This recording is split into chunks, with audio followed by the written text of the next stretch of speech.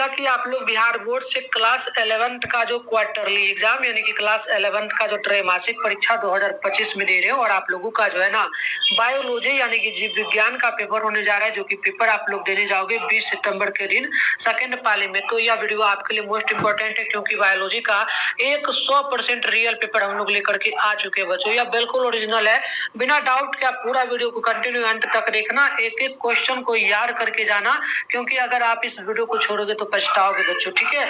और चैनल पे पहली बार है तो चैनल को सब्सक्राइब कर लीजिए, नोटिफिकेशन को प्रेस कर लीजिए, वीडियो को लाइक कर लीजिए, सभी दोस्तों में शेयर कर लीजिए, ताकि नेक्स्ट वीडियो का जैसे ही डाला जाएगा तो आपके मोबाइल में नोटिफिकेशन जाएगा, सबसे पहले आप लोग देख पाइएगा। तो यहाँ पर देखिए विषय कोड आपका 119 रहेगा और 70 ऑब्जेक्टिव आप लोगों के एग्जाम में पूछा जाएगा, जिसमें से आपको 40 ऑब्जेक्टिव बनाना है। और यहाँ पर हम लोग बात करेंगे ना समय वगैरह का, तो समय आप लोगों को 3 घंटा का दिया जाएगा, ठीक है। और 80 मार्क्स का एग्जाम होगा। इस वीडियो में हम ऑब्जेक्टिव के साथ में सब्जेक्टिव दोनों का कंप्लीट आंसर बताएंगे और इसका पीडीएफ आपको बता देंगे, क्वेश्चन पेपर के साथ में कैसे आंसर के साथ डाउनलोड करना है, ये सारी बात बताएंगे, ठीक है। तो आप लोग एक बार वीडियो को जितना ज्यादा हो सके। पहला क्वेश्चन है, नेशनल बोटेनिकल रिसर्च इंस्टीट्यूट किस शहर में है? तो याद रखिएगा ये जो है ना लखनऊ में पड़ता है, यानी ऑप्शन नंबर पहला का बी जो है करेक्ट होगा। दूसरा नंबर देखेंगे ना, पूछा गया किसी एक टैक्सॉन की जानकारी किसमें निहित है? तो 2 नंबर का ऑप्शन सी हो जाएगा, मोनोग्राफ में। तो दूसरा का ना सी नंबर याद रखिएगा। 3 नंबर क्वेश्चन है, गेहूं का वैज्ञानिक नाम क्या है? तो गेहूं का वैज्ञानिक नाम हो जाएगा टेट्रिकम जना एस्ट्रिबम, यानी ऑप्शन नंबर तीसरा का ना डी नंबर यहाँ पे राइट हो जाएगा। अगला देखेंगे तो नेक्स्ट क्वेश्चन आपके सामने है, क्वेश्चन नंबर 4 पूछा गया है, किसने 5 जगत वर्गीकरण प्रस्तावित किया? तो याद रखिएगा चौथा का राइट आंसर सी हो जाएगा, R.H. व्हिटकर, यानी कि ऑप्शन नंबर जो है चौथा का सी नंबर करेक्ट होगा।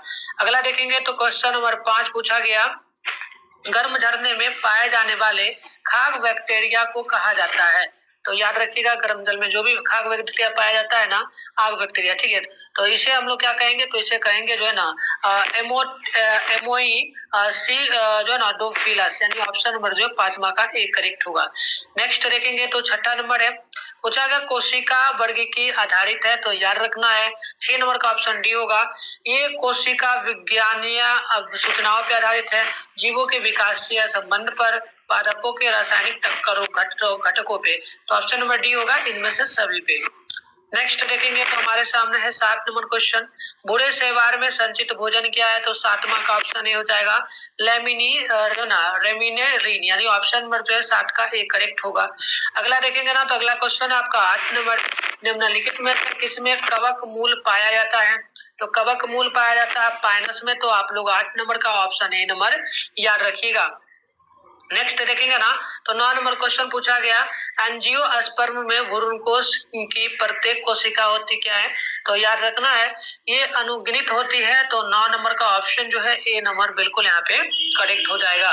अगला देखेंगे ना तो नेक्स्ट क्वेश्चन यहाँ पे बोला गया कि क्वेश्चन बोला है 10 नंबर क्वेश्चन पूछा, जिन प्राणियों में शरीर गुहा नहीं पाई जाती है उन्हें कहते क्या है?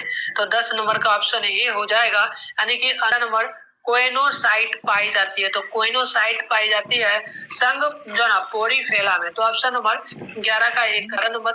वर्ग एम्फीबिया के प्राणी होते हैं, तो वर्ग एम्फीबिया के जो प्राणी होते हैं ना, ये समतापी होती है और समतापी, यानी दोनों होगा, ए बी दोनों। तो सी नंबर में टिक लगा दीजिएगा।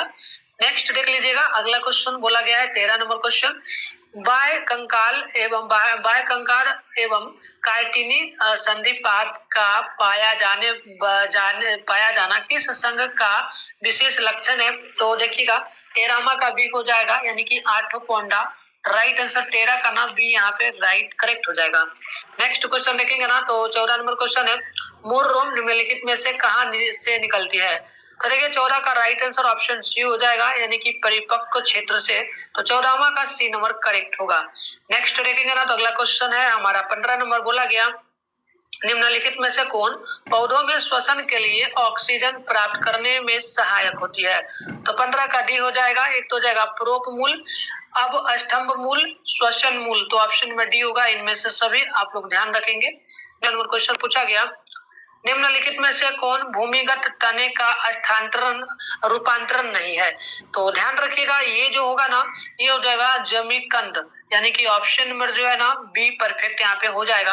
आगे देखेंगे नेक्स्ट क्वेश्चन को, तो 17 नंबर बोला गया, नीम में किस प्रकार की संयुक्त पत्तियां पाई जाती हैं? तो नीम में जो है ना पाई जाती है पिच्छाकार संयुक्त पत्तियां, यानी कि 17 का जो है बी नंबर करेक्ट यहाँ पे हो जाएगा। अगला देखेंगे ना 18 नंबर है, केना में फूल होते हैं? तो देखिए केना में जो फूल होता है ना, यह हो जाता है असममित, यानी कि ऑप्शन नंबर सी जो है बिल्कुल यहाँ पे करेक्ट होगा। आगे देखेंगे ना, तो अगला क्वेश्चन 19 नंबर है, केंद्र यानी कि पीठ की ओर प्रोटोजाइलम निम्नलिखित में से किसमें पाई जाती है? तो देखिए 19 नंबर का ना सी हो जाएगा, तना में, जड़ में, यानी कि ए बी दोनों में। तो सी नंबर याद रखिएगा, सी में दोनों दिया गया है। देखिए अगला क्वेश्चन आप लोगों से यहाँ पे 20 नंबर पूछा जा रहा है। क्वेश्चन क्या बोला है, एक जीव पटरी पौधों में निम्नलिखित में से क्या नहीं पाया जाता है? तो ध्यान रखना है 20 नंबर का ऑप्शन जो है सी नंबर यहाँ पे करेक्ट हो जाएगा, फ्लोएम पेरेकाइमा, यानी राइट आंसर ऑप्शन नंबर 20 का सी करेक्ट यहाँ पे होगा। नेक्स्ट देखेंगे 21 नंबर को, क्यूटिकल नहीं पाया जाता है। तो क्यूटिकल जो है ना ये नहीं पाया जाता है किस में? तो जड़ में नहीं पाया जाता है, ठीक है। तो ऑप्शन नंबर जो है 21 का ए पर करेक्ट हो जाएगा। अगला देखेंगे ना, तो नेक्स्ट क्वेश्चन है 22 नंबर, तने पर अवस्थित वह छिद्र जो बाहरी वायुमंडल और भीतरी ऊतकों के बीच गैसों का आदान प्रदान करते हैं उन्हें क्या कहा जाता है? तो याद रखिएगा ये रंध्र कहलाता है, राइट आंसर 22 का ए नंबर करेक्ट होगा। अगला देखेंगे 23 नंबर है, विषम को चिन्हित कीजिए। तो विषम को चिन्हित करना है ना, तो याद रखिएगा ये हमारा हो जाएगा उपास्थि, ठीक है। तो ऑप्शन नंबर क्या हो जाएगा? डी नंबर करेक्ट है। 20 नंबर क्वेश्चन है, तिलचट्टे का वैज्ञानिक नाम क्या है? तो देखिए तिलचट्टे का वैज्ञानिक नाम आप ध्यान रखिएगा, ये हो जाता है पेरीप्लेनेटा जो ना अमेरिकाना, यानी ऑप्शन नंबर 24 का एक करेक्ट होगा। आगे देखेंगे ना, तो 25 नंबर है, केचुआ में नर जनन छिद्र किस खंड में उपस्थित स्थित होते हैं? तो देखिए 25वां का ना सी हो जाएगा, ये 18 खंडों में उपस्थित होता है। तो सी नंबर जो है बिल्कुल परफेक्ट यहाँ पे होगा। आगे हम लोग देखेंगे ना, तो नेक्स्ट क्वेश्चन हमारे सामने बोला जा रहा है 26 नंबर। देखिए क्वेश्चन पूछा गया, तिलचट्टे का परिसंचरण तंत्र होता है? तो याद रखिएगा ये खुला रहता है, तो ऑप्शन ए बिल्कुल यहाँ पे करेक्ट होगा। आगे देखेंगे ना, तो नेक्स्ट है 27 नंबर, प्रोटीन के पाचन से संबंधित एंजाइम निम्नलिखित में से कौन है? तो याद रखिएगा ये हो जाएगा प्रोटो एंजेज, यानी ऑप्शन नंबर 27 का सी करेक्ट होगा। आगे देखेंगे ना, तो नेक्स्ट क्वेश्चन है 28 नंबर, वायवीय श्वसन निम्नलिखित में से कहाँ होता है? तो वायवीय श्वसन होता है सूत्र कनिका में, तो ऑप्शन नंबर बी यहाँ पे बिल्कुल करेक्ट होगा।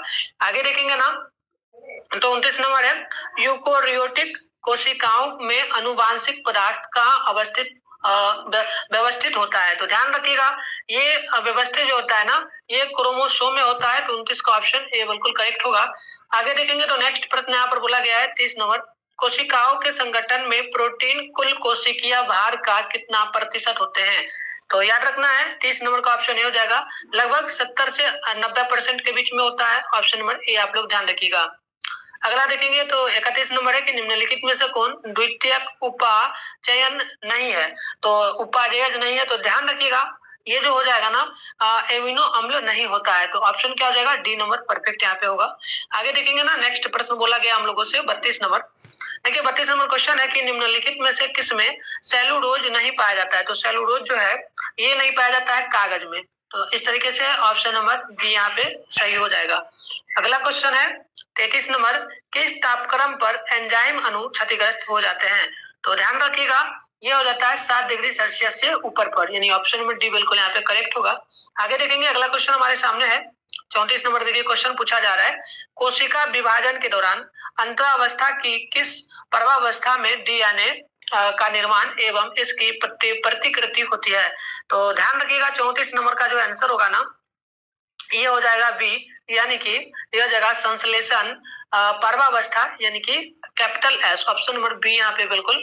देखेंगे हमारे सामने नेक्स्ट क्वेश्चन आता है जो कि क्वेश्चन है 35 नंबर। देखिए क्वेश्चन पूछा गया, कोशिका चक्र का अनुक्रम क्या है? तो कोशिका चक्र का अनुक्रम की बात अगर हम लोग करेंगे ना तो ये हो जाता है G1S G2M। तो इस तरीके से ऑप्शन नंबर सी यहाँ पे परफेक्ट होगा। आगे देखेंगे ना तो अगला क्वेश्चन है जो कि 36 नंबर पूछा गया, अर्धसूत्री विभाजन की निम्नलिखित में से कौन सी अवस्था सबसे लंबी होती है। तो सबसे लंबी अवस्था अर्धसूत्री विभाजन में अगर हम लोग बात करेंगे ना तो ये हो जाता है मेटाफेज यानी कि मध्य अवस्था। तो ऑप्शन नंबर बी में आप लोग यहाँ पे टिक जरूर लगा दीजिएगा। नेक्स्ट क्वेश्चन आप लोग देखेंगे ना तो 37 नंबर क्वेश्चन है, शर्करा किस रूप में फ्लोएम द्वारा ले पाई जाती है। ठीक है, तो चलिए यहाँ पर देखेंगे ना 37 का, तो ये ऑप्शन हो जाएगा ग्लूकोज का। तो आप लोग ध्यान रखिएगा 37 का ऑप्शन एक करेक्ट होगा।